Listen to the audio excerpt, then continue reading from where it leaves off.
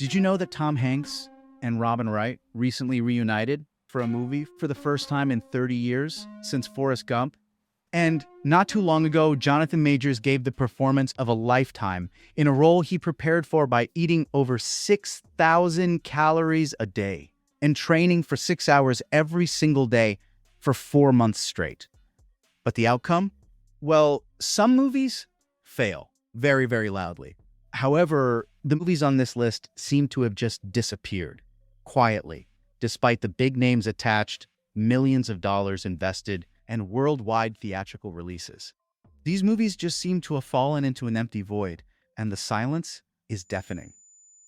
Fly Me to the Moon, the romantic comedy that had A-list leads, positive reviews, no competition, and still couldn't get past 5th place at the box office. Apple Studios acquired the rights to Fly Me to the Moon for more than $100 million in March 2022. The film is a stylish romantic comedy set during the Apollo 11 mission. It follows a marketing specialist, played by Johansson, who gets recruited by the government to create a fake backup moon landing.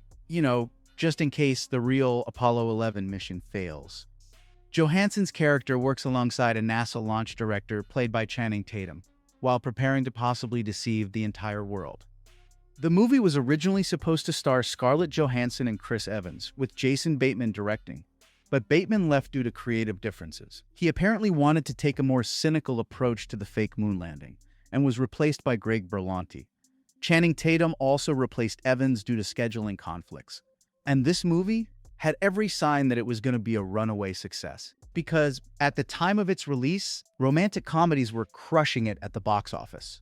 In fact, Tatum had just played the lead in The Lost City alongside Sandra Bullock, which made $192.9 million worldwide on a $68 million budget, according to Wikipedia. Other romantic comedies like Ticket to Paradise made $168.8 million on a $60 million budget, and Anyone But You made $220 million on a $25 million budget. So the genre was experiencing a legitimate resurgence, and this gave Apple the confidence to make a $100 million bet that Fly Me to the Moon would be able to ride that wave all the way to box office success. The movie was projected to earn at least $12 million on its opening weekend, which was already a very conservative estimate, because that was at the lower end of projections for a $100 million movie starring A-list leads in the middle of a rom-com boom. But the movie was only able to earn just $9.4 million domestically on its opening weekend. And by the end of its theatrical run, it earned just $42 million worldwide, against its $100 million production budget. Now, here is why this hurts. The film earned 66% on Rotten Tomatoes from critics, but an incredible 89% from audiences, meaning something like 90% of people who actually saw the movie really liked it. And going through the reviews, the words you see again and again are sweet, charming, and delightful. So by all accounts, this was a great movie that just had bad luck. Because despite everything the movie had going for it, it wasn't even able to make it past 5th place at the box office before it dropped out completely, literally within a few days, despite no real direct competition. Months after its theatrical failure, it was able to find some success on Apple TV+. So perhaps the real problem wasn't that audiences rejected the movie, they just rejected paying theater prices to see it. The Exorcism. When Russell Crowe played 2 completely different exorcist priests within 12 months and confused audiences so much they just decided to not care. The Exorcism was filmed all the way back in November 2019 and was wrapped by December. But before it could be released, COVID happened. So the film sat on the shelf for years. Also, Miramax wasn't happy with the original cut, but the pandemic made reshoots impossible. Then Russell Crowe made The Pope's Exorcist, which came out in April 2023 and made $77 million worldwide on an $18 million budget. And the success of that film convinced Miramax to do reshoots for The Exorcism and finally get it released in June 2024. That's 4.5 years from start to finish. And it was only released to capitalize on Russell Crowe playing another exorcist priest in The Pope's Exorcist, a movie that was a commercial success. But the second Exorcist movie, called The Exorcism, followed a troubled actor named Anthony Miller who begins unraveling while filming a supernatural horror movie with his daughter questioning whether it's his past addictions or something darker. The cast included Sam Worthington, Chloe Bailey, Adam Goldberg, and David Hyde Pierce. Now, a meta-horror film about making an exorcism movie starring Crow, a multi-Oscar award-winning actor, could have worked, especially given the Pope's Exorcist movie did so well at the box office. But all it seemed to do was leave audiences so confused. They just lost interest altogether. I mean, they'd just seen Russell Crowe playing Father Gabriel Amorth battling demons a few months earlier. Now here he is back, playing an almost identical character in yet another movie about exorcisms. But the box office was about to reveal just how badly that confusion would cost Miramax, and they were about to learn an expensive lesson about audience patience. When the movie was finally released in June 2024, The Exorcism opened to just $2.46 million, finishing in 7th place behind If, another movie that, at that time, was already on its 6th weekend at the box office. And by the end of its theatrical run, The Exorcism went on to gross just $12.6 million worldwide against a budget that is estimated to be $22 million. So, however you slice it, this movie lost millions of dollars, especially given the budget that I mentioned doesn't even include any marketing costs. And unlike Fly Me to the Moon, this wasn't a good movie that just got unlucky. Because even when you account for the confusion that two identical movies released close together would have created, it seems the truth is that this film earned its box office disaster the old-fashioned way. Bad reviews and bad word of mouth. You see, the movie earned 26% on Rotten Tomatoes from critics. Audiences gave it just 36%, and it got a D grade on CinemaScore, which is only one level above F, the lowest possible score. The movie was eventually fast-tracked to digital platforms and was available on streaming about 18 days after its theatrical release date. And in many ways, the fast track to video on demand was a humiliating admission that Miramax knew they had a disaster on their hands and wanted to recoup whatever they could by rushing it straight to streaming. And with that, a financial disaster that took almost 5 years to create died in just 18 days. Russell Crowe, playing the lead in exorcism movies, started off by looking like it could be a nice little niche market that he could corner after the success of the first Exorcist movie. But instead, the failure of the second movie just proved that audiences will only watch so many possession movies, starring the exact same lead actor a few months apart. Here, the Forrest Gump reunion that took 30 years to happen, only to end up earning what most studios spend on rent. Tom Hanks, Robin Wright, director Robert Zemeckis, screenwriter Eric Roth, cinematographer Don Burgess, and composer Alan Silvestri all reunited for the first time in 30 years since Forrest Gump to create a movie called Here, a film that was based on Richard Maguire's 2014 graphic novel, which is a story that covered a single plot of land. And the movie showed the life story of all of the people that occupied that exact piece of land, from the distant past all the way to the 21st century, using a static shot technique. This was supposed to be a cultural moment and the kind of prestige event that sold itself. It had all the ingredients to work, and should have been a reunion that everyone was excited about, given how successful and legendary Forrest Gump was. And you know what? Everything seemed to line up perfectly at the start of the project. Because this was the whole team behind one of the most iconic movies ever made, returning with an ambitious experimental drama along with cutting-edge new technology. You see, digital de-aging technology was used on much of the cast to portray their characters over time.